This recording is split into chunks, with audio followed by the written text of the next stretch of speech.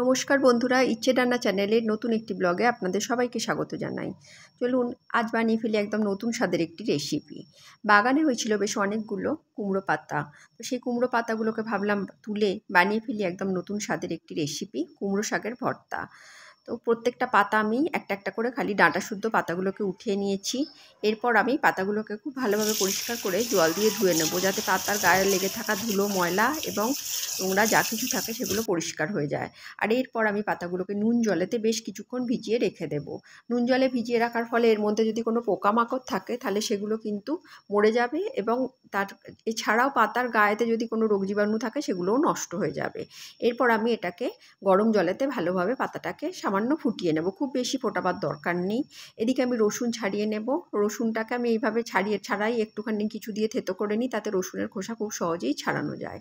এদিকে আমার পাতা সিদ্ধ হয়ে গেছে। খেয়াল রাখতে হবে পাতা সেদ্ধ করার সময় যেন পাতা সবুজ রং কোনোভাবেই নষ্ট না হয়। এরপর পাতাগুলিকে আমি এইভাবে নিংড়ে জল নিংড়ে মিক্সির বাটিতে দিয়ে দেবো। চাইলে আপনারা শিলনোড়াতেও বাটতে পারেন। আর এই পাতা সঙ্গে আমি দিয়ে দেবো রসুন, যেটা ছাড়িয়ে রেখেছিলাম ওই রসুন, আর কাঁচা লঙ্কা। আমি 2টো কাঁচা লঙ্কা ব্যবহার করেছি, আপনারা চাইলে ঝাল বেশি খেলে বেশিও দিতে পারেন।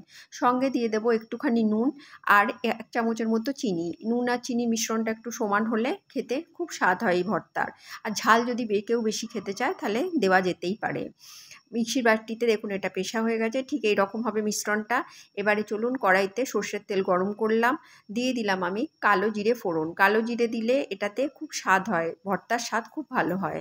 আমি এখানে কিন্তু পেঁয়াজের ব্যবহার করব না। কালো জিরে দিয়ে দিলাম। কালো জিরেটা খুব ভালোভাবে একটুখানি যখন গরম হয়ে যাবে, গরম হয়ে যখন এটা ফাটতে থাকবে, তখন আমি দিয়ে দেবো এর মধ্যে সামান্য একটু হলুদ গুঁড়ো। আর আমি হলুদের ব্যবহার এই রান্নাতে করব না। এবার আমি যে শাকটা বেটে রেখেছিলাম, সমস্ত শাকটা আমি ওই গরম তেলেতে দিয়ে দেব।